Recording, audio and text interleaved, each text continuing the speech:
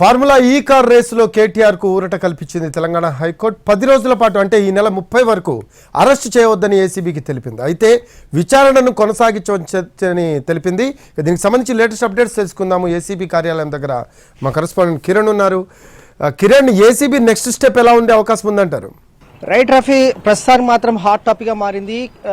హైకోర్టులో కూడా కేటీఆర్ సంబంధించి కూడా నాట్ టు అరెస్ట్ అంటే ఊరట లభించిందని చెప్పాలి. ఇటు పొలిటికల్ గాను అలాగే రాష్ట్ర వ్యాప్తంగాను ఈ కేసు పైన ఇప్పటికే చాలా ఆసక్తికరమైన పరిణామాలు చోటు చేసుకుని చెప్పాలి. ముఖ్యంగా కేటీఆర్ సంబంధించి ఈ కార్ రేసింగ్ లో 55 కోట్ల రూపాయలు మళ్లించారనేది ప్రధాన ఆరోపణ. అది అక్రమాలు జరిగాయి, అలాగే దుర్వినియోగం జరిగిందనేది ప్రధాన వాదన. అయితే దీన్ని క్వాష్ పిటిషన్ కోరుతూ కూడా అలాగే దీనిపైన హైకోర్టులో కూడా చాలా వరకు సుదీర్ఘంగా 2 గంటల పాటు కూడా వాదనలు కొనసాగాయి. ఇక భారీ ఊరట లభించింది చెప్పాలి కేటీఆర్ కు. ముఖ్యంగా నాట్ టు అరెస్ట్ అనేది 30 తారీఖు వరకు అరెస్ట్ చేయకూడదని చెప్పి హైకోర్టు తీర్పునిచ్చింది. అలాగే ఈ ఎంటైర్ ఎపిసోడ్ అంతటి కూడా పరిశీలిస్తే కూడా ఏసీబీ ఇప్పుడు ప్రస్తుతం నమోదైంది కేసు, ఎఫ్ఐఆర్ కూడా నమోదైంది. తర్వాత క్వాలిటీ ఆఫ్ ఇన్వెస్టిగేషన్ అనేది చాలా ప్రాముఖ్యత చోటు చేసుకుంటుంది. యాంటీ కరప్షన్ బ్యూరో ఎఫ్ఐఆర్ నమోదు చేసిన తర్వాత క్వాలిటీ ఆఫ్ ఇన్వెస్టిగేషన్ ఏ విధంగా ముందుకు సాగుతుందో అనేది ప్రధాన ఆసక్తిగా మారిందని చెప్పాలి. ఇందులో పరిశీలిస్తే ఇప్పటికే ఎఫ్ఐఆర్ నమోదైంది కాబట్టి మరొక వైపు హైకోర్టులో కేసు కొనసాగుతుంది. హైకోర్టులో కూడా కేటీఆర్ కు ఊరట లభించింది, అరెస్టు చేయకూడదు ఈ నెల 30వ తారీఖు వరకు అని, అలాగే 10 రోజుల తర్వాత విచారణ చేయాలని చెప్పి, అలాగే కౌంటర్ దాఖలు చేస్తూ ఏసీబీ అధికారులు కౌంటర్ దాఖలు చేయాలని హైకోర్టు కూడా ఏసీబీ కూడా ప్రస్తుతం అయితే హైకోర్టు ఎక్కడైతే డిసిషన్ కూడా ఇచ్చింది కాబట్టి ఏసీబీ అధికారులు ఏ విధంగా ముందుకు వెళ్తారనేది ఆసక్తి నెలకొంది. సో ఏసీబీ అధికారులు కూడా క్వాలిటీ ఆఫ్ ఇన్వెస్టిగేషన్ లో భాగంగా మొదట ఎఫ్ఐఆర్ నమోదు చేశారు. ఎఫ్ఐఆర్ నమోదు చేసిన తర్వాత పంచనామా అంటే విట్నెస్ కి సంబంధించి పంచనామా కూడా ఉంటుంది. వాస్తవంగా ఈ కార్ రేసింగ్ లో 55 కోట్ల రూపాయలకు సంబంధించి ఏ విధంగా ట్రాన్స్ఫర్ చేశారు అనేది ఇందులో ఇన్వెస్టిగేషన్ లో మొత్తంగా కూడా ఇన్వెస్టిగేషన్ లో భాగంగా చాలా వరకు అంటే కీలకమైన వ్యక్తుల నుంచి కూడా స్టేట్మెంట్ రికార్డ్ చేయాల్సి ఉంటుంది. అలాగే ఎవిడెన్స్ ఆఫ్ డాక్యుమెంటరీ కూడా కలెక్ట్ చేయాల్సి ఉంటుంది. అలాగే బిఎన్ఎస్ యాక్ట్ కింద 164 సెక్షన్ కింద కూడా నోటీసులు జారీ చేసిన తర్వాత వారిని ఇన్వెస్టిగేషన్ లో భాగంగా విట్నెస్లు పంచనామా చేయాల్సి ఉంటుంది. సో నిజంగానే ఒకవేళ 55 కోట్ల రూపాయలు ఈ కార్ రేసింగ్ సంబంధించిన ప్రైవేట్ కంపెనీలకు దుర్వినియోగంగా మళ్ళా లేదంటే ఉద్దేశపూర్వకంగా మళ్ళా ఈ నదులు ఎవరి అకౌంట్లోకి మళ్ళా అనేది మాత్రం ఏసీబీ కనుగొనాల్సి ఉంటుంది. కాబట్టి అంతా కూడా ప్రాసెసింగ్ లో క్వాలిటీ ఆఫ్ ఇన్వెస్టిగేషన్ లో భాగంగా ఏసీపీ అధికారులు కూడా దర్యాప్తు చేశారు. అయితే హైకోర్టు కూడా అరెస్ట్ చేయకూడదని చెప్పి కేటీఆర్ కి ఊరట ఇచ్చినప్పటికీ కూడా విచారణ మాత్రం చేపట్టాలి ఈ కేసులో. అలాగే ఏసీబీ అధికారులు కూడా సహకరించాల్సి ఉంటుంది కేటీఆర్. అలాగే ఇందులో అరవింద్ కుమార్ ని ఏటుగా, కేటీఆర్ ని A1 గా, అలాగే బిఎల్ఎన్ రెడ్డి అంటే హెచ్ఎండి గతంలో ఉన్న ఎగ్జిక్యూటివ్ డైరెక్టర్ ఎవరైతే ఉన్నారో బిఎల్ఎన్ రెడ్డి, ముగ్గురు కూడా విచారణకు సహకరించాలనేది హైకోర్టు ఇచ్చిన ప్రధానమైన అంశం. ఈ 3 అంశాలను బేస్ చేసుకుని ఏసీబీ అధికారులు విచారణ అనేది చాలా క్వాలిటీ ఇన్వెస్టిగేషన్ కొనసాగుతుంది కాబట్టి చాలా పకడ్బందీగా దీనికి సంబంధించి కూడా ఇప్పటికే ఒక team of anti corruption bureau team కూడా ఏర్పాటు చేశారు అధికారులు. అలాగే ఇటు జాయింట్ డైరెక్టర్ కూడా ఎవరైతే ఉన్నారో తరుణ్ జోషి కూడా అడిషనల్ డీజీ ర్యాంక్ లో ఉన్నారు కాబట్టి అతను కూడా ఈ కేసును ఇన్వెస్టిగేషన్ థరోలీ కూడా అతను పరిశీలించే అవకాశం కూడా ఉంటుంది. సో మొదట ఈ ఇన్వెస్టిగేషన్ లో భాగంగా ఎఫ్ఐఆర్ నమోదైంది కాబట్టి విట్నెస్ తీసుకోవాల్సి ఉంటుంది, అలాగే డాక్యుమెంటరీ కలెక్ట్ చేయాల్సి ఉంటుంది. అలాగే దీనికి సంబంధించిన ట్రాన్సాక్షన్స్ అంటే గవర్నమెంట్ కి నిజంగానే 55 కోట్ల రూపాయలు గండిపడిందంటే ఏ విధంగా దానికి సంబంధించి ఆధారాలు ఉన్నాయి, అలాగే వాటికి సంబంధించిన ట్రాన్సాక్షన్స్ ఏ విధంగా ఉన్నాయి, ఎవిడెన్స్ ఆఫ్ డాక్యుమెంట్స్ సంబంధించిన వాటన్నిటి కూడా స్వాధీనపరచుకోవాల్సి ఉంటుంది. అలాగే హెచ్ఎండిఏ నుంచి డైరెక్ట్ గా నిధులు ఏ విధంగా మళ్ళీ అనేది కూడా ఉంటుంది. కాబట్టి అంటే ఎలక్షన్ కోడ్ ఉన్నప్పటికీ కూడా 55 కోట్ల రూపాయలు ఏ విధంగా మళ్లించారనేది ప్రధాన వాదన. అలాగే దీంట్లో ఈసీ ఇన్వెస్టిగేషన్ లో భాగంగా చాలా కీలకమైన అంశాలు కూడా తెరపైకి వస్తుంది కాబట్టి ఏసీబీ ఇన్వెస్టిగేషన్ అనేది క్వాలిటీగా చేసే అవకాశం కూడా కనిపిస్తుంది, ఆ దిశగా ముందు వెళ్లే అవకాశం కూడా కనిపిస్తుంది. Rahul, right, thanks for updates Kiran. అలాగే దీనికి సంబంధించి మోర్ అప్డేట్స్ తెలుసుకుందాం. మా కరెస్పాండెంట్ శర్మ లైవ్ లో అందుబాటులో ఉన్నారు. శర్మ, ఫార్ములా ఈ కార్ రేసులో కేటీఆర్ కు ఊరట కల్పించింది తెలంగాణ హైకోర్టు. అయితే ఏసీబీకి విచారణను కొనసాగించుకోవచ్చు అని కూడా చెప్పిన పరిస్థితి అయితే కనిపిస్తూ ఉంది. సో దీనికి సంబంధించి లేటెస్ట్ అప్డేట్స్ ఏంటి?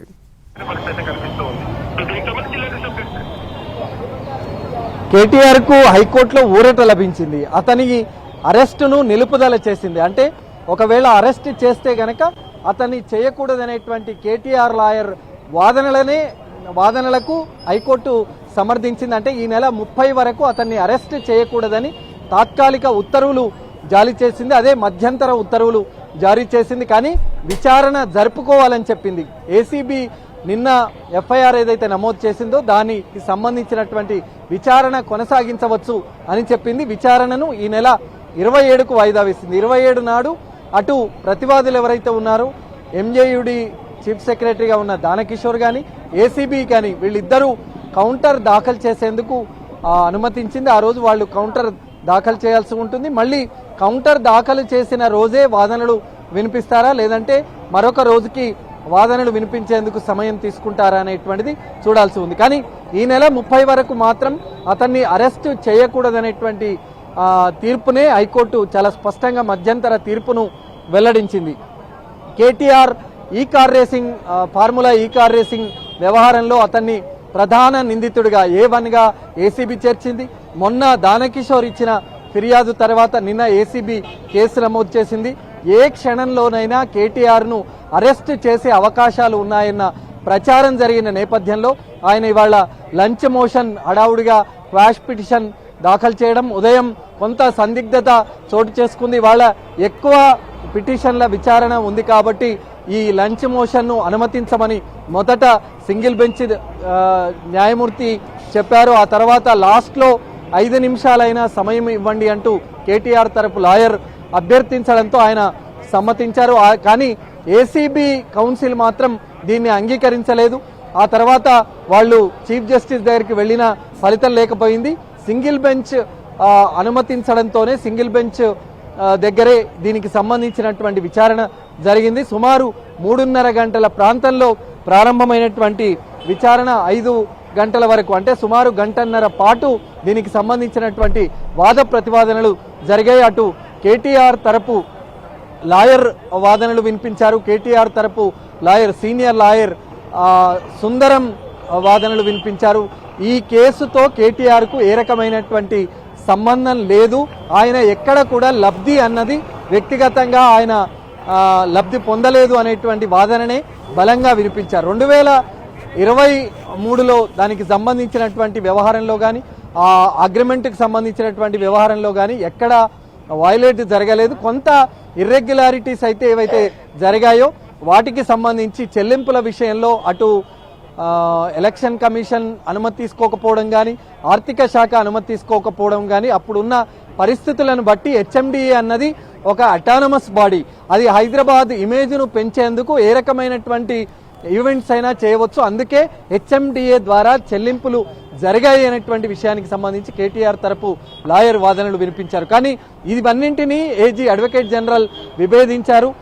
అక్రమాలు జరిగాయని చెప్పారు. విదేశీ కంపెనీకి ఫార్ములా ఈ ఆపరేషన్ లండన్కు సంబంధించినటువంటి ఆ సంస్థకు చెల్లింపులు జరిగాయన్నారు. ఒప్పందానికి ముందే చెల్లింపులు జరగడం అంటే అక్రమమైనటువంటి వాదనలు వినిపించారు. ప్రాథమిక దర్యాప్తు జరిగింది. ప్రాథమిక దర్యాప్తులో అక్రమాలు వెలుగు చూడడం వల్లే ఏసీబీకి విచారణకు ఆదేశించింది ప్రభుత్వం అనేటువంటి విషయాన్ని చెప్పారు. కానీ ఇవన్నీ వాదనలు విన్న తర్వాత న్యాయస్థానం మాత్రం 30 వరకు అరెస్ట్ చేయకూడదు అని చెప్పింది, విచారణ జరుపుకోవచ్చు అనేటువంటిది చెప్పింది. దీనికి సంబంధించి లాయర్తో ఇవాళ జరిగినటువంటి వాదనలకు సంబంధించి మాట్లాడదాం. ఏంటి ప్రధానమైనటువంటి ఏ గ్రౌండ్ మీద అతన్ని 10 రోజుల పాటు అరెస్ట్ చేయకూడదు కేటీఆర్ను అని చెప్పింది? ఇప్పుడు వాళ్ళు 18వ తారీఖు నాడు కంప్లైంట్ ఇచ్చినారని చెప్తున్నారు. 18వ తారీఖు నాడు కంప్లైంట్ ఇస్తే 19వ తారీఖు నాడు ఎఫ్ఐఆర్ అయింది. అంటే ఎవరైతే కంప్లైంట్ తీసుకున్నటువంటి ఆఫీసర్ ఉంటారో అది ఇన్వెస్టిగేషన్ ఏం లేకుండా కేవలం దండన ఎఫ్ఐఆర్ చేయడం అనేది కరెక్ట్ కాదు. నువ్వు ఇన్వెస్టిగేషన్ లేకుండా ఈ సెక్షన్ అని అప్లికబుల్ అని చెప్పేసి ఈ రకంగా తీసుకురావటం ఈనాటి నేను 1 సంవత్సరం కింద జరిగిన దానికి ఇంత గ్యాప్ ఎందుకు తీసుకున్నారు సమయం మీరు? కాబట్టి ఇవన్నీ కూడా చాలా అంశాలు. అక్కడ సుప్రీంకోర్టు జడ్జిమెంట్లు లలిత కుమారి కానీ లేకపోతే భజన్ లాల్ సంబంధించినటువంటి కేసులకు సంబంధించినటువంటి ప్రాపర్ ఇన్వెస్టిగేషన్ లేదని చెప్పేసి ఒకటి ఇంత డిలే ఎందుకు తీసుకున్నారు? అక్రమాలు జరిగాయి కాబట్టి 10-12 వచ్చిన కాంగ్రెస్ ప్రభుత్వం వచ్చిన వెంటనే ఈ అగ్రిమెంట్ రద్దు చేసింది కదా.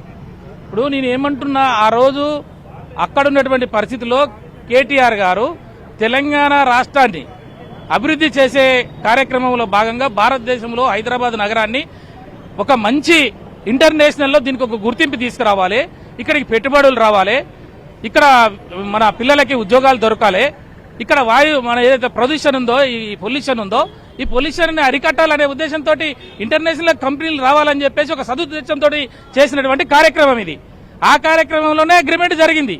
దాంట్లో భాగంగానే కొంత ఈ ఈవెంట్ నిర్వహించినటువంటి ఎవరైతే స్పాన్సర్ ఉన్నారో అతను వెనక్కి తగ్గాడు కదా. అది వెనక తగ్గినాడు కాబట్టే ఇక్కడ 4 సంవత్సరాలు జరగాల్సినటువంటి ఈ రేసింగ్ ఏదైతే ఉన్నదో ఇది వెనకకు పోకూడదని చెప్పేసి ఆ రోజు మంత్రిగా ఉండి బాధ్యత గల పౌరుడిగా ఉండి తెలంగాణ అభివృద్ధి కోరుకునే ఒక తెలంగాణ నాయకుడిగా వారు ఆ రోజు నిర్ణయాలు తీసుకోవడం జరిగింది. అది ఇందులో ఏ పార్టీ కానటువంటి హెచ్ఎండిఏ ద్వారా చెల్లింపులు జరగడమే ఇర్రెగ్యులారిటీ కాదా? అది ఇప్పుడు గవర్నమెంట్ అండి, గవర్నమెంట్ మన రాష్ట్ర అభివృద్ధి కొరకు మన పిల్లల భవిష్యత్తు కొరకు తీసుకున్న నిర్ణయాలు అది బ్యాంకు ద్వారా అక్కడ వాళ్ళు ఏదైతే నిర్వహిస్తున్న సంస్థకి పోయాయి. అక్కడ లంచం ఇచ్చేది ఏముంది? ఇక్కడ లంచం తీసుకున్నది ఏముంది? ఇది ఎవరు తీసుకున్నారు లంచం? ఎవరికి ఇచ్చారు లంచము? అంటే భారతదేశంలో చెల్లింపులు జరిగితే ఓకే, విదేశీ సంస్థకు చెల్లింపులు జరగడం అంటే నిజంగా ఇది ఒక మనీ లాండరింగ్ కు పాల్పడినట్టు కాదా? మనీ లాండరింగ్ ఏమున్నది? ఇది అక్కడ గతంలో జరిగిన కాంట్రాక్ట్ కి అనుగుణంగా పోయినటువంటి పైసలు అవి. ఒక ప్రభుత్వ బ్యాంకు ద్వారా ఆ బ్యాంకుకు తెలియదా? బ్యాంకుకు మొత్తం బయటికి పోతున్నప్పుడు ఏం సంగతి, ఎలాంటి నామ్స్ కండిషన్స్ ఉంటాయని తెలుసు కదా. అక్కడ ఇర్రెగ్యులారిటీస్ ఏమున్నాయి? లంచం ఎవడిచ్చిండు, లంచం ఎవడు తీసుకున్నాడు, ఇది ఏం case, criminal breach of trust ఎక్కడ ఉంటది? అది ఇదంతా కూడా ప్రభుత్వం అడ్మినిస్ట్రేషన్ ప్రాథమికంగా స్కామ్ జరిగిందనే ఆరోపణల నేపథ్యంలో దానికి వచ్చిన చిన్న ఆధారాల నేపథ్యంలోనే ఏసీబీ కేసు నమోదు చేసింది. ఇంకా దర్యాప్తులు అనేక విషయాలు వెలుగు చూస్తాయి. ఎవరెవరు అక్రమాలకు పాల్పడ్డారు, ఎవరెవరు లబ్ధి పొందారనే విషయం దర్యాప్తులో తేలుతుంది అనేటువంటి విషయం చెప్తున్నారు కదా. ఇప్పుడు చాలా స్పష్టంగా మేము చెప్పాము మా ఆర్గ్యుమెంట్స్ విన్న కోర్టు వాళ్ళకి నమ్మకం కలిగింది. ఇక్కడ ఏదో జరుగుతున్నది, ఇక్కడ ఏదో విషయాలు కావాలని పొలిటికల్ వెండెట్టా ఉన్నది, రాజకీయంగా ఒక కక్ష కట్టి అవతల వాళ్ళని ఇబ్బంది పెట్టాలని చెప్పేసి ప్రజల కోసం మాట్లాడుతున్న నాయకుల్ని, ప్రభుత్వం ఇబ్బంది పెడుతున్న నాయకుల్ని వాళ్ళు చేయాలనే ఉద్దేశంతో చేస్తున్నారని కోర్టు వారికి స్పష్టంగా అర్థమైంది.